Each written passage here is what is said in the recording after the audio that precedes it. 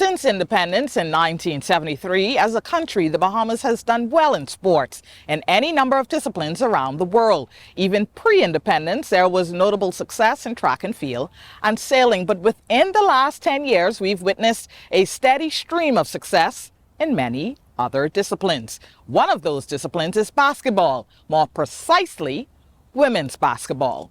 The likes of a Lou Adderley, Vince Ferguson, John Todd, Randolph Swaby Jr., Anthony Swaby, Betty Cole, Cynthia Mother Pratt, Patty Johnson, Walteria Roll, John Quell Jones, Yolett McPhee-McEwen, all paving the way for what we're seeing today. Last March, Grand Bahamian coach Yolett McPhee-McEwen told ESPN that she's just a little girl from the Bahamas with $1 and a dream. I'm Sasha Lightbourne, and this is RTV Presents Coach Yo, $1 and a Dream.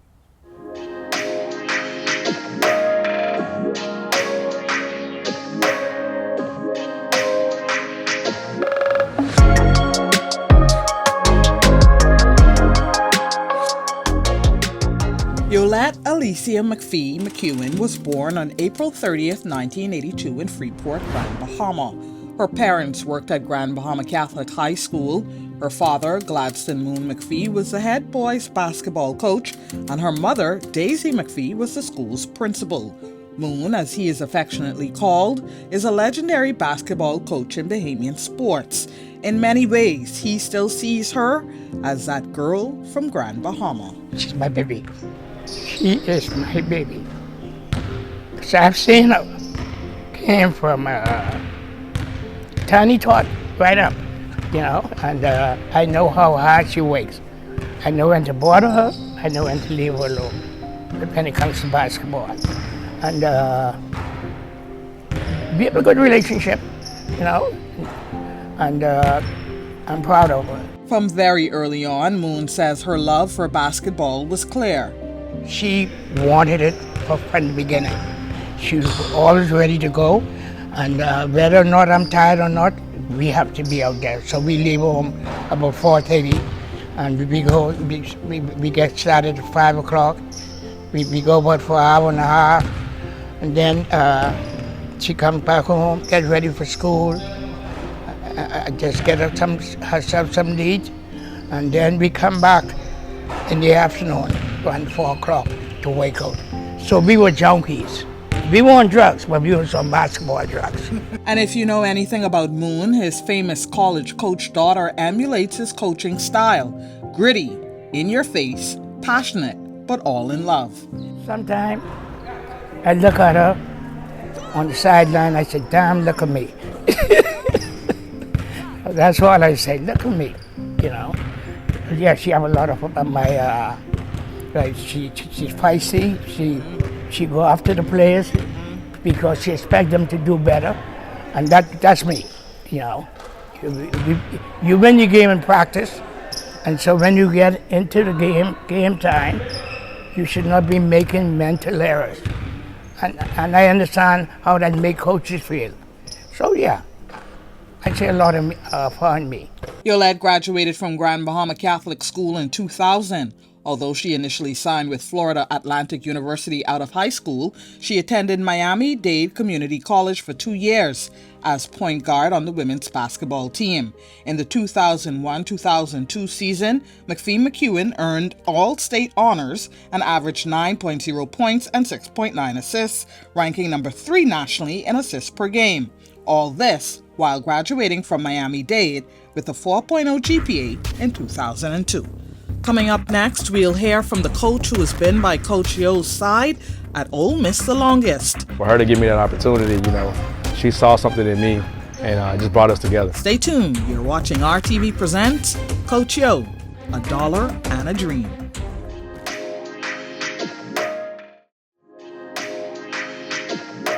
Yo was a basketball phenom in her day, but it was almost as if she was destined to coach. In 2004, she started out as an assistant coach. Her first NCAA Division I coaching job came a year later at the University of Arkansas at Pine Bluff, the school where she got her master's degree in secondary school physical education. Fast forward to 2018, the University of Mississippi hired McPhee-McEwen as their head coach that April. Ole Miss had just 16 wins during McPhee-McEwen's first 2 seasons, but after a much improved 2020-2021 season that had Ole Miss with a number 42 NCAA evaluation tool ranking, Ole Miss extended McPhee-McEwen through the 2024-2025 season. And I said, y'all, I want our picture up in the gym, and we ain't doing it in black and white. We doing it B-boy style. Ole Miss finished the season 15-12 and runners-up in the 2021 Women's National Tournament. In 2021-2022, Ole Miss improved even further with a 23-9 record and an NCAA tournament appearance, the first such appearance since 2007. It goes to the left. She still has not missed. Then in 2023, Ole Miss made a second straight NCAA tournament. On March 19, 2023, in the second round, Ole Miss, as a number 8 seed, upset number 1 Stanford 54-49, improving to 25-8 and advancing to the Sweet 16 round for the first time since 2007. We've been waiting for a big one. And I'm on social media and everyone's saying, yo can't win the big one. And so for our team to do this, I'm just full of gratitude. This is for the people with $1 and a dream. I'm a little girl from the Bahamas that was given an opportunity. I wasn't Ole Miss's first choice, but I was the right one, and I was naive enough to think that I could do it, and that's what no ceilings means, that there's no limit. And so I'm just really proud to be the head coach here, and you know, I don't know what to say, bro. We're going to Seattle. Chris Ayers has been with Coach Yo at Ole Miss pretty much from day one. I met Coach O when I was coaching AAU in high school years before she got the job here at Ole Miss. So just knowing her from just being around basketball, coaching, you know, she recruited a lot of our players in the program. And then when she got the job here, you know, me and her was talking, and you know, one of the things that she wanted to do was bring in somebody that she trusts, somebody that's going to be loyal to her, and somebody that's going to help get kids and recruit. So she offered me the job, and you know, ever since then, you know, me and her have been like this. And here's the thing, Coach Yo took a big risk. Ayers says he wasn't even a coach when she hired him. I wasn't a college coach, so for her to give me that opportunity, you know, she saw something in me and just brought us together. This season, Ole Miss won 12 consecutive games for the first time in the program's history and earned a 3rd seed in the SEC tournament. When we visited the Oxford campus in early February, it was alumni weekend. Every single day that we step out on the floor, Oxford Nation, Conrad, our community, we love y'all, thank you, What she's done here is remarkable. You know, and even the alums that came and spoke into the circle, they said the same thing. You know, when she got the job here, it was 3 players on the roster. You know, for her to build that, they were the worst team in the conference, and for her to come from here to build it all the way up, her legacy is going to live on forever, you know, and what she's done in the community as well. You know, they love her in the community. What she's done as a coach, the players, you know, all of our players that graduated, they still communicate with her, they still talk to her. You know, it ain't just basketball with her. You've heard from her father and an assistant coach. Coming up, we'll introduce you to Coach Yo's husband, Kelly McEwen. It makes it easier for me to always try to be around her. It makes it easier for me to get my kids to her, because I know she wants to be a mom. I know she wants to be a wife, so I'm going to do everything I possibly can to get to her. Stay tuned. You're watching RTV Presents Coach Yo, $1 and a Dream.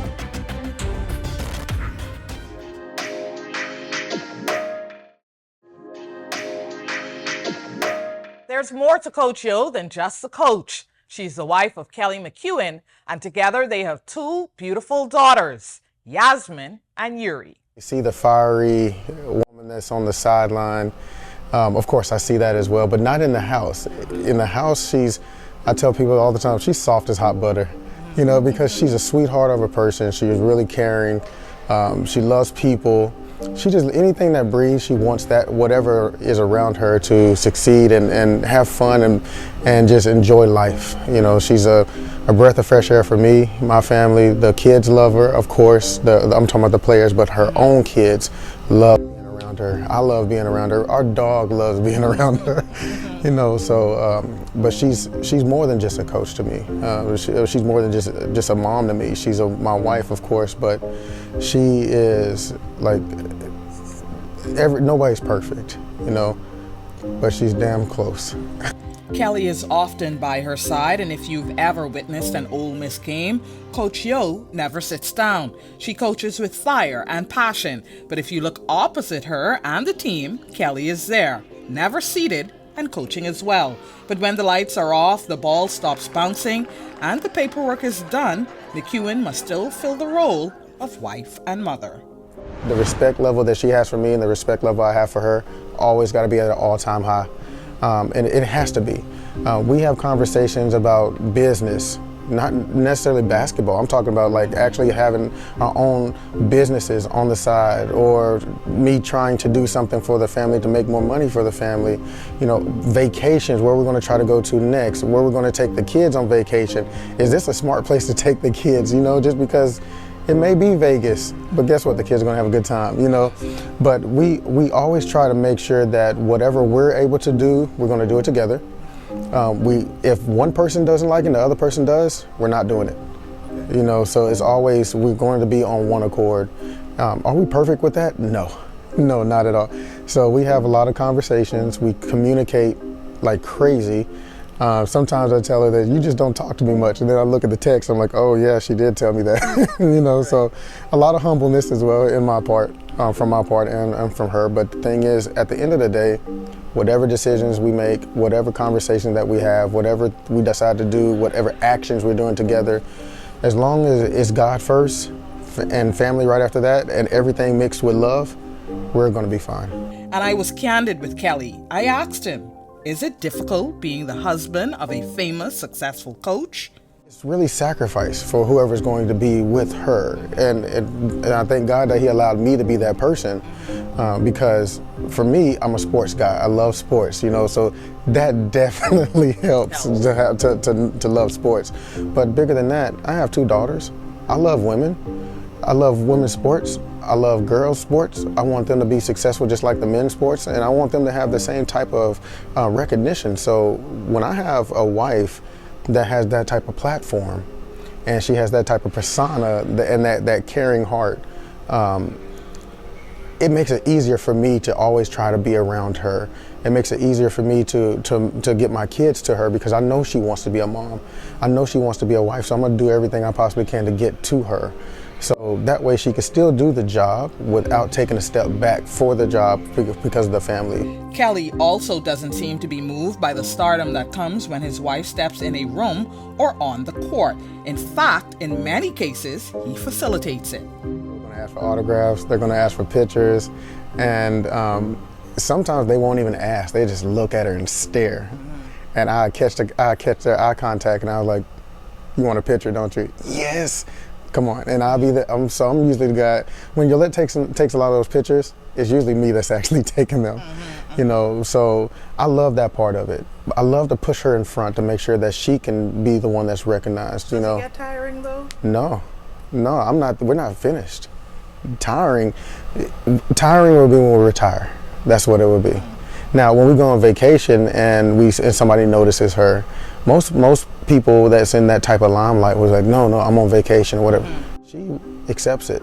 Me as a husband, I accept it. As long as you're respectful, I am very protective. But as long as if you're respectful, I will let you take a picture with her. Now, Coach Yo believes in family, so much so that every season her parents venture from Grand Bahama to Oxford to help with the kids while she's busy keeping a very hectic schedule. Coming up next, we'll hear from the star of the show, the little girl from Grand Bahama with $1 and a dream. Why does it have to be that people have to leave the Bahamas to go to the U.S. to follow their dreams? Why not make it a situation where no one has to leave? Be sure to stay tuned to RTV Presents Coach Yo, $1 and a Dream.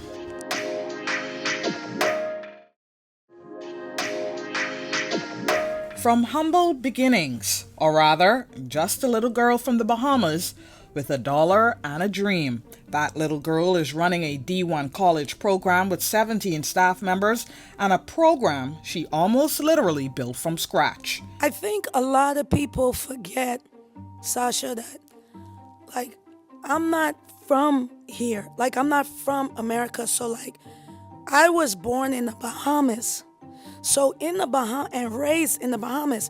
And Bahamians, we're prideful people. We're colorful, we're jovial, we're honest, we're outspoken. And we make no apologies for that. And so sometimes it comes off as, oh, yo's brash, or how could she say that? But we're also loving people. And so when I speak, sometimes I forget that I'm a Power 5 coach at Ole Miss. I don't know how to be a Power 5 coach at Ole Miss. I only know how to be me. The RTV team was afforded the awesome opportunity of visiting Oxford, Mississippi back in February. We saw the campus and got an unprecedented look at Ole Miss's practice. We also took in a game. A gritty game versus their in-state rival, Mississippi State University. At the time, the coach was coming off a big win at home in the November Battle for Atlantis tournament.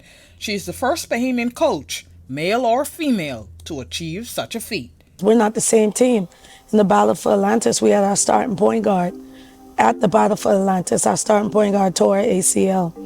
And so it forced me to rely on two of my freshman point guards, which is just not what you want. It's not in a perfect world in the Southeastern Conference. The conference is too experienced, too old, too competitive, gritty. So we've had to play with a lot of lineups until we figured out a group that we felt confident with.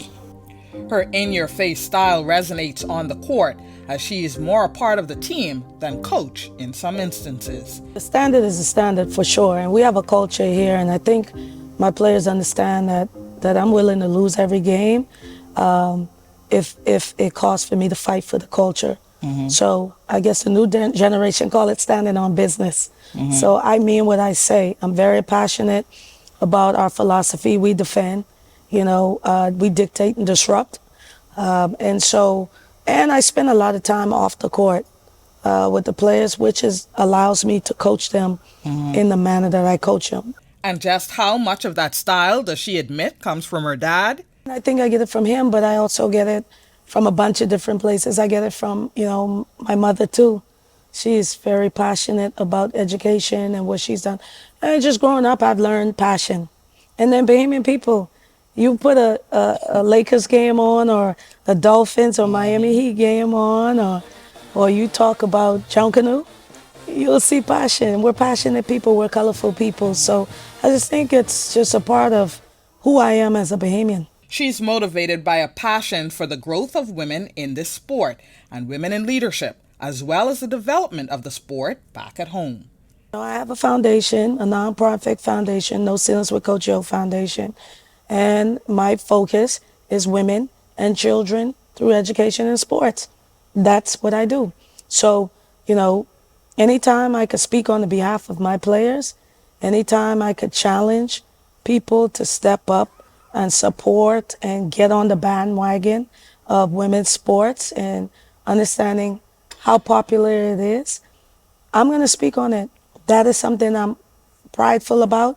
That is something I'm passionate about.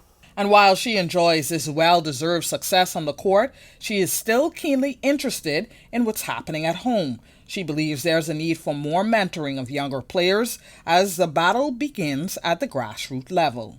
In the Bahamas, it is why I think we have to start from the grassroots level.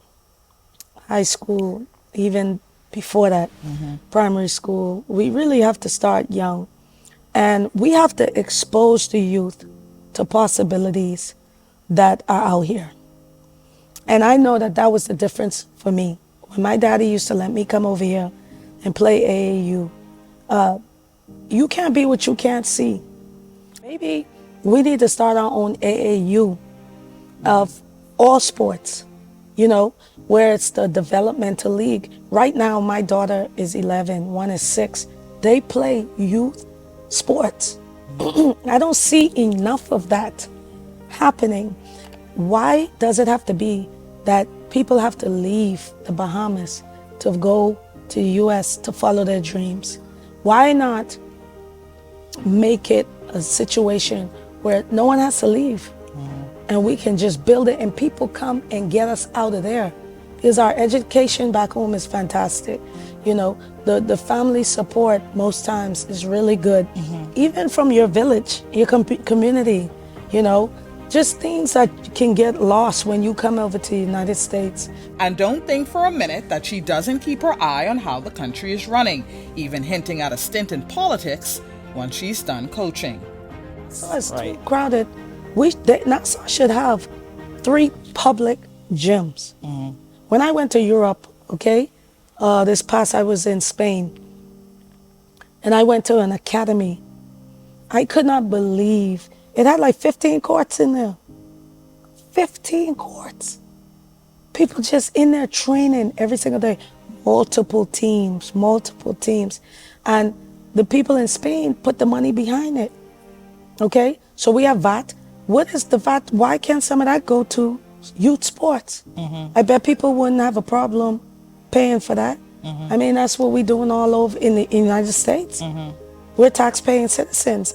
We see where our dollar is going. And so you have all these people, and you're taking the money out. What is it going towards? Come on, I don't see enough. Why don't we invest in our youth? If I have a chance to talk to Prime Minister Davis, that is going to be my talk. And I plan on doing that when I come home. Let's invest in the youth. Let's do it the right way. I always said when I'm done with this, I'm going to come home and run for politics. Because I'm passionate about the youth. And I'm passionate about women and their enhancement and empowerment and their development. Simply put, Coach Yo believes sports saves lives. Played in every single sports. My daughter's same, And so, and it built character. It gave me purpose. It gave me a competitive drive. It taught me resilience. Why would we not, if we care, come on. And that is a cry out to, the elders. What are we doing to help pour in to these people? When I turn on and I look at the news, I'm seeing people dying left and right. You know why? Because they don't have sports. What if they had sports? What if they had something to look forward to keep them busy? Why isn't there not a 24-hour fitness with a gymnasium in the Bahamas? They wouldn't be getting in trouble. They'd be playing basketball. You know how many lives get saved from the Boys and Girls Clubs here? Why don't we have Boys and Girls Clubs at home? We gotta evolve, man. But beyond her passions, her career, the extension from Ole Miss, Yo is a wife and a mother, the most important role she has. Let's talk about you as the wife. How do you, and I think I asked you this my very first interview with you, how does it work? I still, even though you answered me before, I'm like, how does she, wife, mother, coach, how do you make it all work and it looks seamlessly across platforms and TV? Well, it's not, but it is and it isn't. It can be very cumbersome. It's tiring. No matter when I get home, I know at 6 o'clock in the morning, I have to be up because my kids have to go to school. And so I make breakfast for them. I'm pretty domestic. I just now got a housekeeper, because I just couldn't keep up.